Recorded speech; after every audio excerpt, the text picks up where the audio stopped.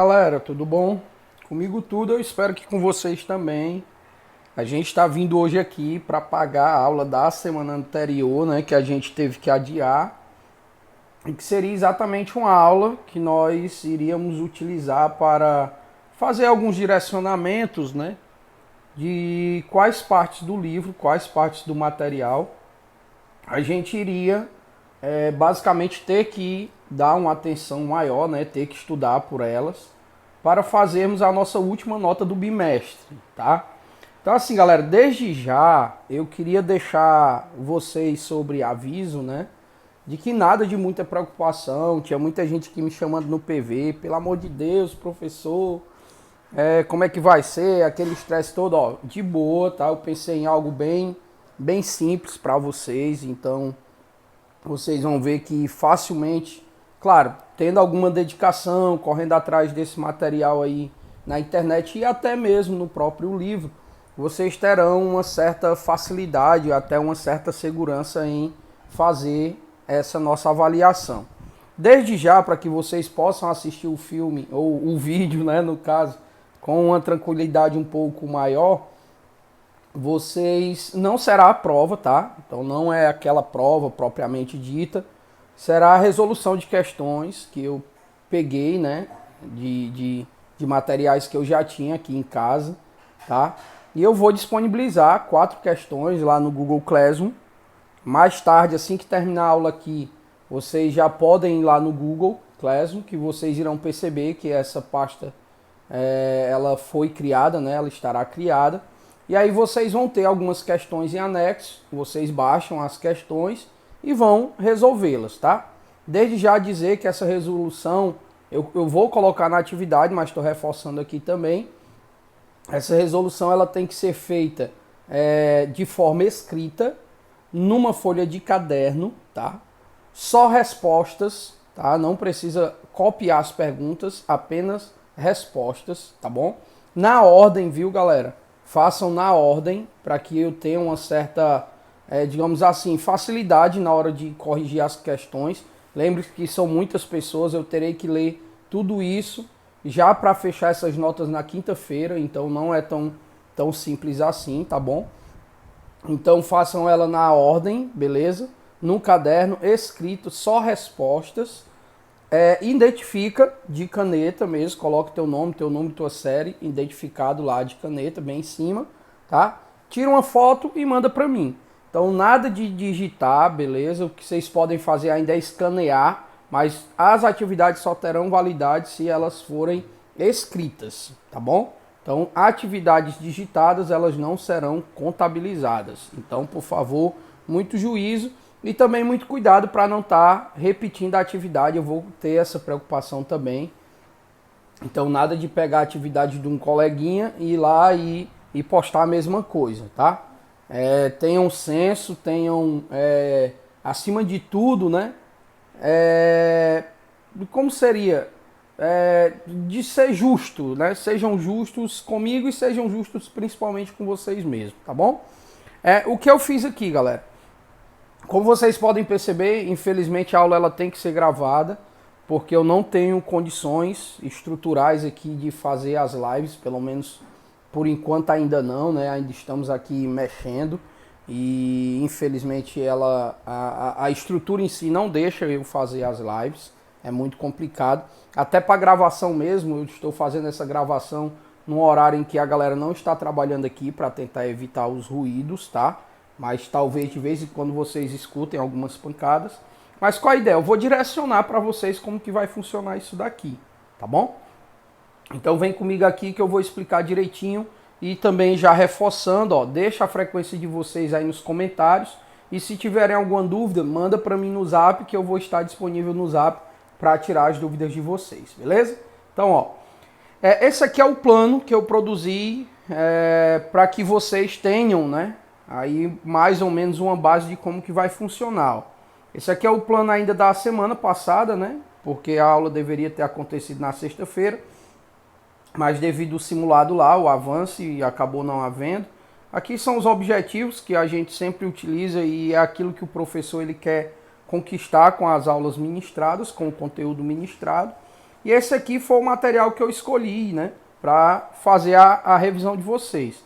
Que é uma fala sobre blocos econômicos. Já já eu vou destacar quais são as páginas que vocês devem dar mais ênfase na hora do estudo. E sobre o subdesenvolvimento, que foi o último conteúdo que nós estudamos. Só lembrando, vocês não vão precisar estudar toda a unidade 3 e toda a unidade 4. Não. Vocês vão estudar as páginas específicas que já já na sequência eu vou mostrar, tá bom? E a aula 2, que é exatamente na sequência dessa, será o momento que vocês irão começar a resolver essas questões e, consequentemente, fazer a postagem até amanhã ao final do dia, beleza? A avaliação será exatamente em cima da leitura e compreensão dos textos que vocês irão pesquisar. A participação na videoaula, viu, galera, ela é de extrema importância. Então a nota ela contabiliza também com a galera que esteve aqui e a galera que vai ver esse vídeo até amanhã. Então se lá na hora de fazer o levantamento seu nome não estiver, aí infelizmente você já vai perder lá alguns pontinhos por conta disso. Agora, claro que tem maior galera que já me justificou, que vai não sei para onde, que vai no dentista, que vai não sei aonde. A gente releva. Porém, ainda mais tarde, quando você retornar dessa outra obrigação, você tem que assistir a aula e deixar o seu comentário lá, tá bom? E a atividade, que é exatamente aquilo que vocês irão fazer para que eu possa contabilizar como nota bimestral, ou seja, somar para gerar a nota bimestral de vocês, ela será anexada lá no Google Classroom, beleza? É isso que vocês têm. Mas, ó, as páginas que nós iremos trabalhar, elas vão variar entre a página 66 e até 70, mas eu vou destacar algumas aqui, e de 92 a 95. Mas todas elas vão falar exatamente sobre essa questão dos blocos econômicos, tá? E sobre essas questões do subdesenvolvimento. Então vamos lá. Deixa eu só tirar aqui. Vamos passar aqui para a primeira página. Ó. A primeira página que os senhores e as senhoras devem dar uma olhada, tá? É exatamente a página 66, tá? Essa página aqui, galera, ainda da unidade 3, ela fala exatamente sobre essa possibilidade do livre comércio ou do protecionismo econômico. O que é que eu quero que vocês entendam aqui, né? A gente havia falado ó, sobre a OMS, tá bem por aqui assim, depois você olha aí no seu material. E a gente viu que essa Organização Mundial do Comércio, ela tem como objetivo fiscalizar e tentar acabar com as práticas protecionistas dentro do mercado mundial e tentar dar uma alavancada, né, dar uma força às práticas de livre comércio, tá? Então, dentro desse texto, a gente vai encontrar que alguns países, né, como uma forma de enganar a OMS, elas têm práticas protecionistas e essas práticas, de certa forma, acabam, né, influenciando um aumento do seu mercado. Então, nessa página 66 aqui, é exatamente isso que eu quero que vocês entendam. Quais são as políticas adotadas pelos países que têm característica de protecionismo, mas que são aceitas pela OMS. Então, nós vimos, na época que estudamos sobre isso, a imposição de cotas. Essa imposição de cotas, né, são os países que determinam a quantidade do tipo de um produto que vai entrar no seu país. Então, tipo, nós vamos comprar café brasileiro? Vamos, mas existe um limite. Apenas 15% do café que circula dentro do nosso país pode vir do Brasil. Então, isso é o que nós chamamos de limitar, né, essa produção, né, a imposição de cotas, beleza? Existem vídeos no canal, vocês podem procurar para dar uma reforçada sobre isso, mas é basicamente esse o ponto. Não adianta eu querer explicar especificamente sobre isso, porque a gente não tem tempo, né? Você é uma revisão, como o próprio nome já diz. Uma outra prática é o dump. A gente viu que o dump é quando uma determinada empresa ou o próprio país, ele reduz significativamente o preço de um produto ou de um serviço com basicamente, né, o objetivo de eliminar a concorrência e ter o domínio do mercado, tá? Isso é o que nós chamamos de dump, beleza?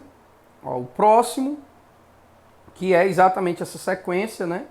são os subsídios. Lembrando que quando a gente vê subsídios, é um apoio econômico ofertado pelo governo, né, como uma forma de aumentar a capacidade de concorrência das empresas nacionais dentro do mercado.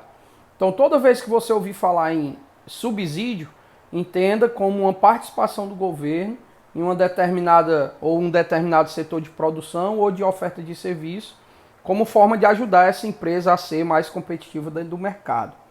As barreiras fitossanitárias, a gente viu que são aquelas barreiras, digamos assim, né, que os países usam, que fazem relação principalmente à saúde, né? Recentemente, só para reforçar aqui bem rápido, a gente viu que a China, né, informou ter encontrado Covid em asinhas de frango que vinham do Brasil para o país. Então isso pode ser uma espécie de barreira fitossanitária, né? Ou seja, em cima dessa alegação, a China pode muito bem suspender a compra dessas asinhas de frango. Tá? Então isso pode ser muito prejudicial para os produtores desse bem, né, em relação à exportação. Porque, mas foi só a China. Mas outros países vão ter a mesma preocupação e talvez deixem de comprar por um determinado tempo essas asinhas de frango. Tá? As barreiras administrativas, elas vão muito em cima daquela, digamos assim, mais ligada às leis. Então, geralmente, os países, eles evitam comprar produtos de outros países ou marcas que são acusados, por exemplo, de desmatamento, do uso de trabalho escravo, do uso de trabalho infantil, né? Então, é uma forma de você também barrar a entrada de produtos de determinadas marcas alegando esses três requisitos, né? Desmatamento, trabalho infantil, trabalho escravo, dentre outros. E o último seria taxas de câmbio. Então, alguns países eles acabam propositalmente reduzindo o valor da sua moeda nacional. Dessa forma, o produto estrangeiro se torna mais caro, porque eu vou ter que gastar mais moeda nacional para ter o produto que basicamente vem em dólar, e isso dificulta essa compra. E aí, a grosso modo, o carinha ele acaba optando em comprar um produto nacional porque está mais dentro do seu orçamento, tá? Então essas são as práticas adotadas por alguns países que de certa forma driblam a fiscalização da OMS, tá? Depois procurem os vídeos lá no canal que ele vai explicar para vocês, digamos, com uma ênfase maior, porque aqui é só uma revisão. Passando aqui a nossa página, nós vamos ter agora a fala sobre os blocos. Galera, detalhe, em relação aos blocos, vocês não vão precisar lembrar dos blocos. Então nós não teremos questões sobre a União Europeia, sobre o Mercosul, sobre o NAFTA, não. Apenas sobre os tipos de blocos, tá? Então a gente viu que existem 4 tipos de blocos. A gente viu também que esses blocos eles são divididos em cima, né, das suas diferenças em níveis de integração. Então nós temos um nível de integração mais baixo e esse nível ele vai aumentando até chegar ao máximo que seria essa união econômica e monetária. Mas vamos começar pela área de livre comércio. O que seria uma área de livre comércio? A ideia dessa área ela é totalmente comercial, como o próprio nome diz aqui, tá? Mas ela visa eliminar progressivamente as tarifas que são cobradas entre esses países, né, em cima do fluxo de mercadorias, tá? E é importante também a gente destacar que esses países, eles aceitam, né? Eles aceitam que os membros, eles possam manter relações comerciais com outros países que não estão dentro do bloco. Então essa seria, ou esse seria, uma área de livre comércio, que é o estágio inicial de um bloco econômico, tá bom? Eliminação progressiva de tarifas e essa autonomia que o país tem de comercializar com outros países que não pertencem ao bloco, beleza? A união aduaneira, ela tem os mesmos requisitos anteriores, só que ela tem ainda o estabelecimento do que nós chamamos de TEC, que é uma tarifa externa comum, que é um valor que todos os países que pertencem ao bloco devem cobrar de países que não pertencem ao bloco que queiram manter relações comerciais. Então, no anterior, não existe essa cobrança extra. Na União Aduaneira, que já tem um estágio mais avançado, existe essa cobrança. Então, se um país de fora do bloco quiser comprar dos países de dentro do bloco, ele obrigatoriamente tem que pagar essa TEC, que é essa tarifa externa comum, tá bom? Um outro, nós temos aqui é o mercado comum. Esse tem as mesmas características dos anteriores, é importante destacar, só que eles têm uma livre circulação mais ampla, né? Que vai desde mercadorias e serviços, tá? Até a movimentação de dinheiro, de capital, tá bom? De pessoas também é liberado, só que com uma pequena restrição, mas é liberado, tá? É importante destacar nesse sentido. Esse estágio aqui, ele já é um estágio um pouco mais avançado e ele visa exatamente esse maior nível de integração, tá? É importante destacar que essa circulação de pessoas, ela não era possível nos anteriores. E o mais alto nível de estágio, né, de integração, nós temos a União Econômica e Monetária, que é quando você chega no estágio mais avançado, você tem uma única moeda, tem um único banco, tem um único parlamento, né? E aí nós vamos sempre lembrar da União Europeia, mas como eu disse, nós não seremos cobrados pelos nomes específicos de cada bloco. Nós seremos cobrados em entender a diferença entre cada nível de integração. Então na página aqui 71, vocês deem uma olhadinha bacana exatamente sobre essas diferenças, tá? Então o que é que nós já tivemos aí, ó? Nós tivemos páginas 66 e 67, que fala sobre as práticas protecionistas e de livre comércio, e nós temos a página 71, que fala sobre os tipos de integração relacionadas a esses blocos, tá bom? Seguindo aqui o barco, nós vamos agora para a página 90, tá? Então não esqueçam de anotar aqui as páginas e depois ver o slide para saber quais são as páginas que nós vamos ser cobrados. Na página 90, que já é a unidade 4 do livro, nós vamos falar aí basicamente sobre capitalismo, desigualdade e exclusão. Nessa página 90 específica, galera, eu quero que vocês olhem essa caixinha de texto aqui, tá? A única coisa que eu vou cobrar vocês, possivelmente, tá? É entender essa diferença entre o limite de pobreza e a galera que está abaixo desse limite de pobreza, que nós vamos chamar aí de limite de pobreza extrema ou indigência, tá? Então eu quero que vocês percebam que aquelas pessoas que são consideradas pobres, né, elas ganham basicamente 3 dólares e 10 centavos por dia. E já as pessoas que serão consideradas extremamente pobres ganham menos de 1 dólar, ou até, né, na verdade, 1 dólar e 90 por dia, tá? Então essa diferença eu quero que vocês percebam, né, de uma forma assim, digamos, mais clara. E o outro ponto é perceber qual seria essa definição de pobreza, tá? Segundo a ONU, pobreza é quando a pessoa ela não tem a capacidade de satisfazer as suas necessidades básicas, que vão desde alimentação, vestimento, escola, segurança, transporte. Então são esses dois pontos que eu quero que os senhores e as senhoras observem na página 90. Depois nós vamos pular para uma outra página, mais na frente um pouco, que é a página 92. Nessa página 92 eu quero que vocês percebam a diferença entre os países desenvolvidos e os países subdesenvolvidos. Lembrem-se que os países subdesenvolvidos são aqueles países que conseguem ter uma relação entre o padrão de vida da sua população e a sua economia.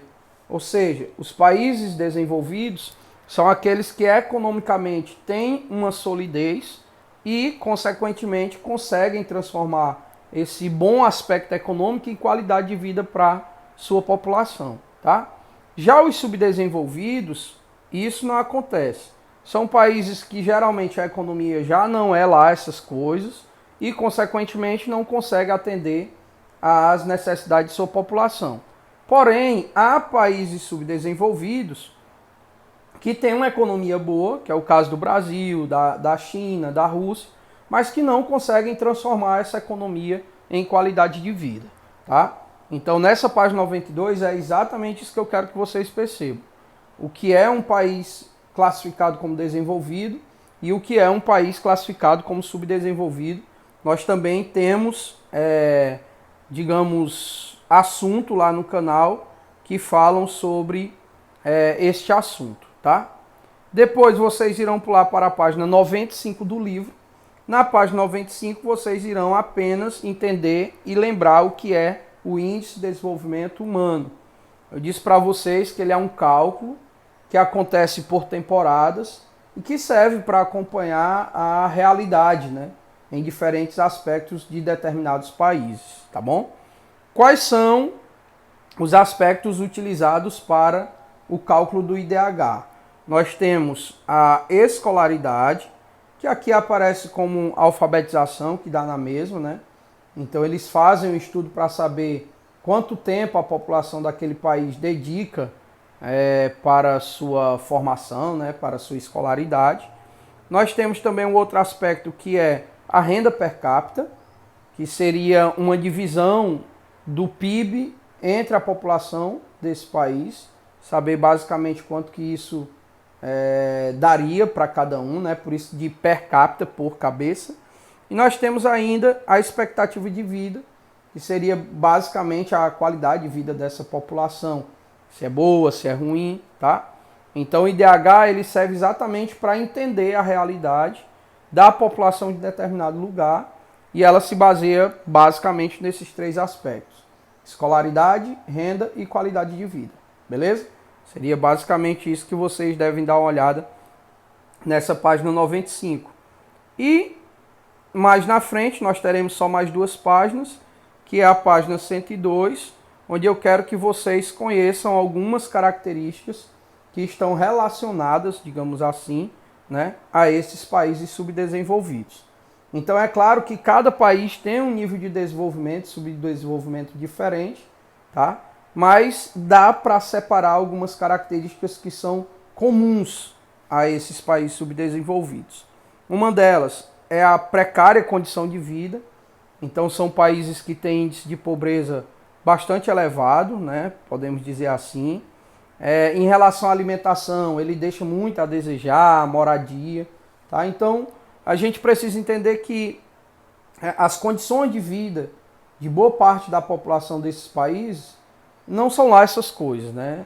Apresentam uma série de falhas, estruturas precárias, o atendimento não acontece por igual e basicamente apenas para uma pequena parte de sua população. Então esse é um problema muito comum entre os países classificados como subdesenvolvidos, tá? Um outro é a dependência econômica e financeira. Então são países que basicamente têm um poder produtivo muito baixo e que para, de certa forma, investir ou tentar desenvolver o país, eles recorrem a empréstimos, né? Esses empréstimos são feitos mediante organismos mundiais. Muitas vezes eles não conseguem sanar essas dívidas, né? E isso sempre vai deixar uma certa dependência do país em relação a esses organismos. Então, é um país que, infelizmente, por si só, ele não consegue se desenvolver e aí, constantemente, ele vai ter essa dependência e, consequentemente, isso gera uma série de outros problemas, que, inclusive, é o que a gente vai ver aqui na sequência.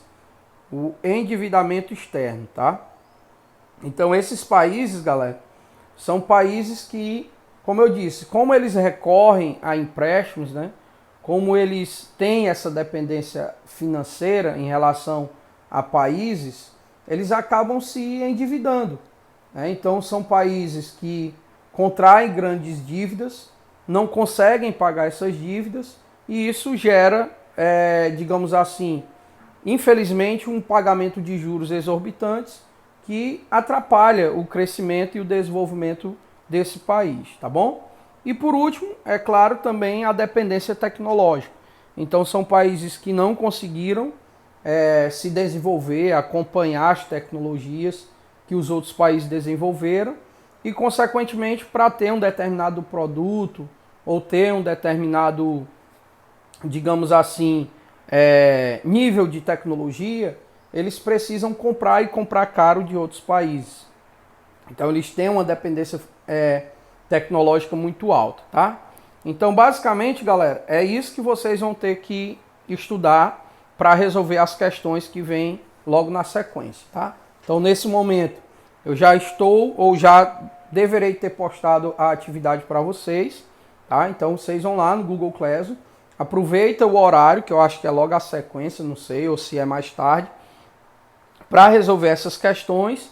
E se tiver alguma dúvida, manda um zap para mim que eu vou estar disponível aqui para vocês, tá bom? Lá tem todas as instruções, eu já disse no início, mas lá também eu coloquei todas as instruções para que vocês possam fazer a atividade boa, tá? No mais, ó, um abraço, sucesso aí na resolução, tá? E se Deus quiser, na sexta-feira a gente volta a se encontrar com a aula normalmente que já havia sido planejada, tá bom? Tchau, tchau, fiquem com Deus. Se precisar é só chamar. Valeu, tchau, tchau.